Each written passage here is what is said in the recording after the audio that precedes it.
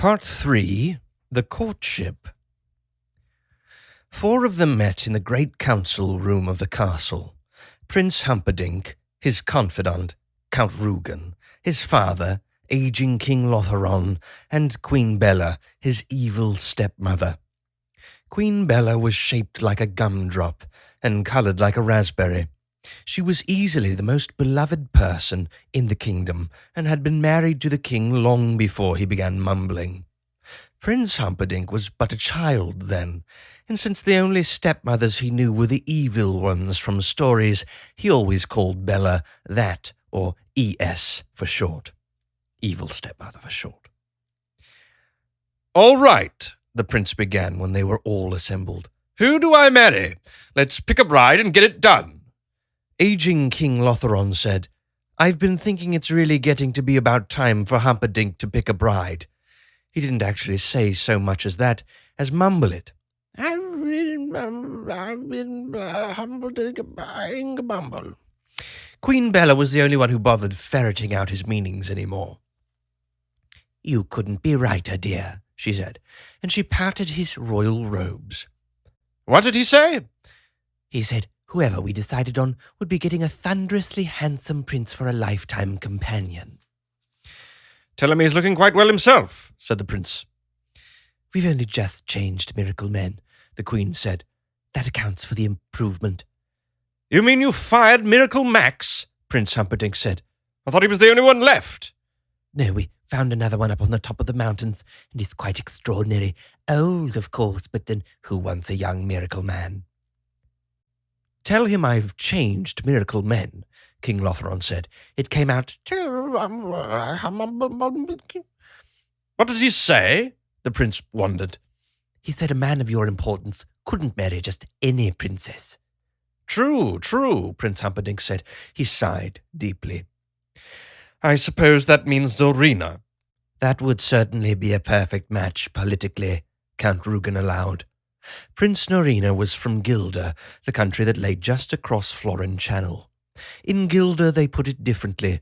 For them, Florin was the country on the other side of the channel of Gilda. In any case, the two countries had stayed alive over the centuries, mainly by warring on each other.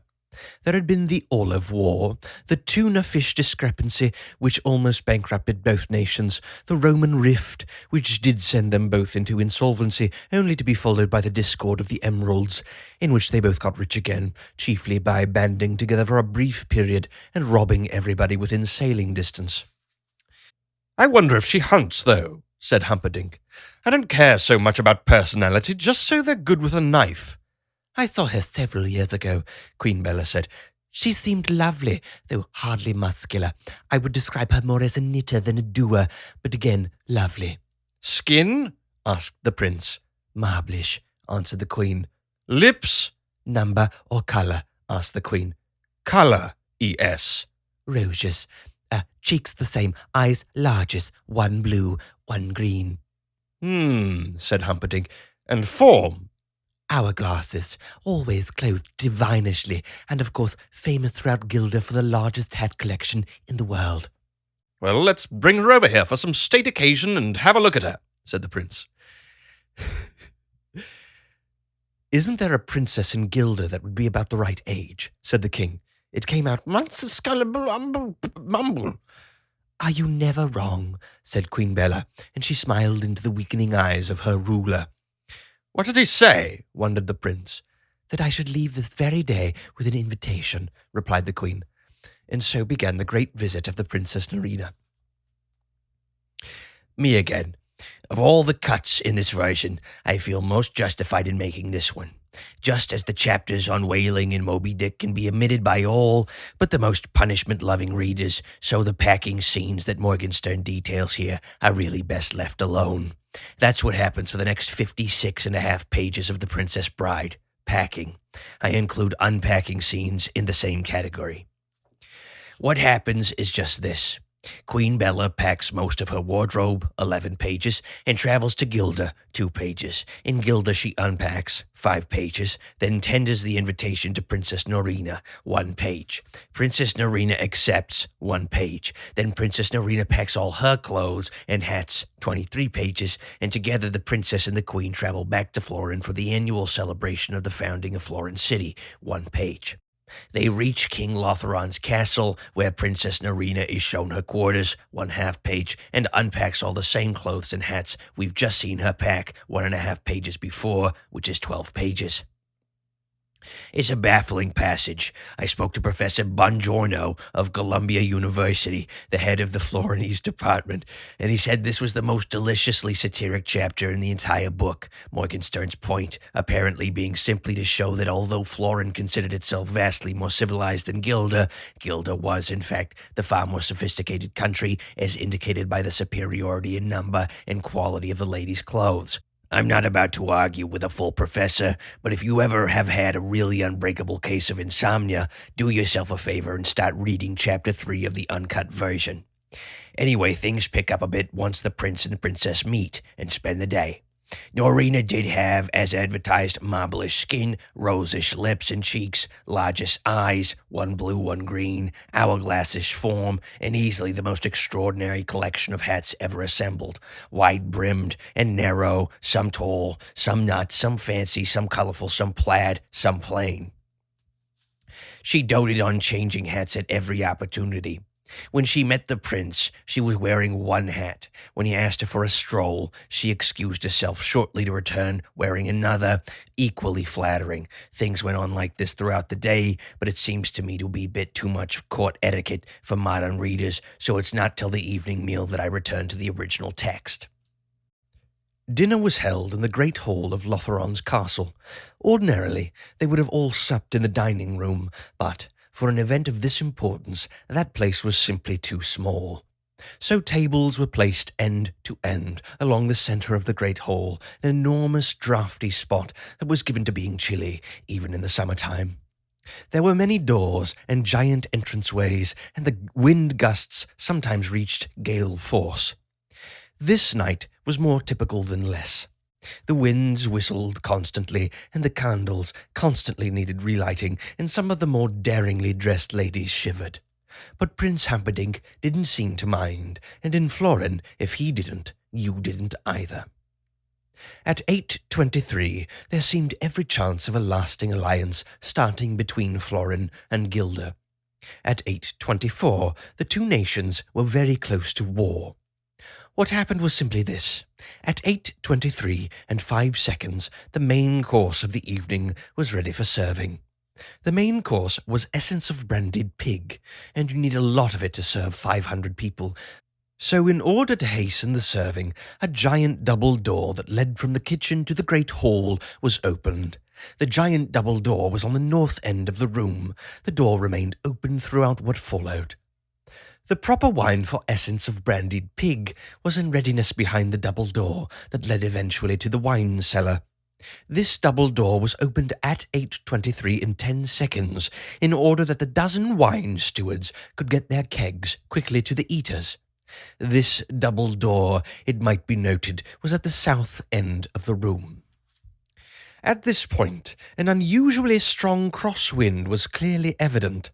Prince Humperdinck did not notice, because at that moment he was whispering with the Princess Norina of Gilda. He was cheek to cheek with her, his head under her wide-brimmed blue-green hat, which brought out the exquisite colour in both of her largest eyes. At 8:23 and 20 seconds, King Lotheron made his somewhat belated entrance to the dinner.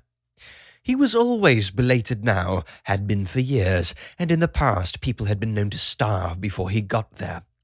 But of late, meals just began without him, which was fine with him, since his new miracle man had taken him off meals anyway. The king entered through the king's door, a huge, hinged thing that only he was allowed to use. It took several servants in excellent condition to work it. It should be reported that the king's door was always in the east side of any room, since the king was, of all people, closest to the sun.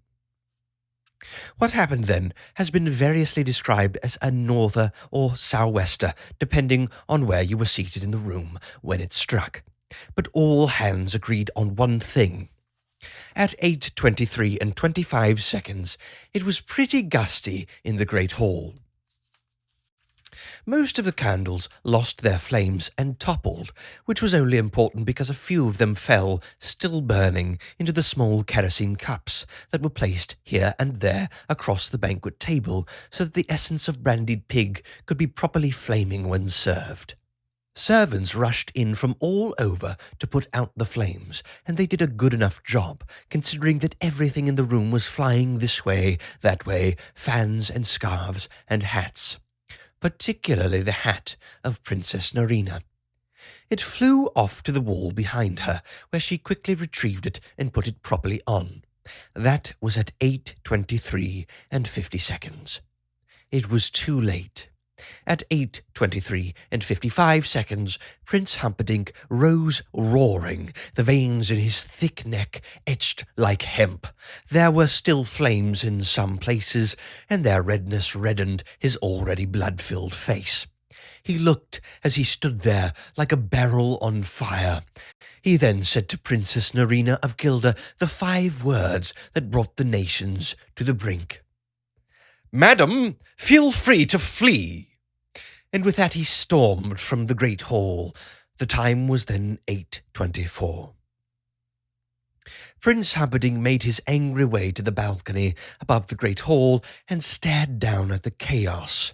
The fires were still in places flaming red, guests were pouring out through the doors, and Princess Narina, hatted and faint, was being carried by her servants far from view. Queen Bella finally caught up with the prince, who stormed along the balcony clearly not yet in control. "I do wish you hadn't been quite so blunt," Queen Bella said. The prince whirled on her. "I'm not marrying any bald princess, and that's that." "No one would know," Queen Bella explained. "She has hats even for sleeping." "I would know," cried the prince. "Did you see the candlelight reflecting off her skull?" "But things would have been so good with Gilda," the queen said, addressing herself half to the prince, half to Count Rugen, who now joined them. "Forget about Gilda. I'll conquer it sometime. I've been wanting to ever since I was a kid anyway." He approached the queen. "People snicker behind your back when you've got a bald wife, and I can do without that, thank you. You'll just have to find someone else." "Who?" "Find me somebody. She should just look nice, that's all." "That Narina has no hair," Queen Lotheron said, puffing up to the others. "Not humble, mumble, mumble." "Thank you for pointing that out, dear," said Queen Bella. "I don't think Humperdinck will like that," said the king. "Dumble, humble, mumble." Then Count Rugen stepped forward. "You want someone who looks nice, but what if she's a commoner?" "The commoner the better," Prince Humperdinck replied, pacing again. "What if she can't hunt?" the count went on. "I don't care if she can't spell," the prince said. Suddenly he stopped and faced them all. "I'll tell you what I want," he began then. "I want someone who is so beautiful that when you see her you say, 'Wow, that Humperdinck must be some kind of fella to have a wife like that.' Search the country, search the world, just find her." Count Rugen could only smile.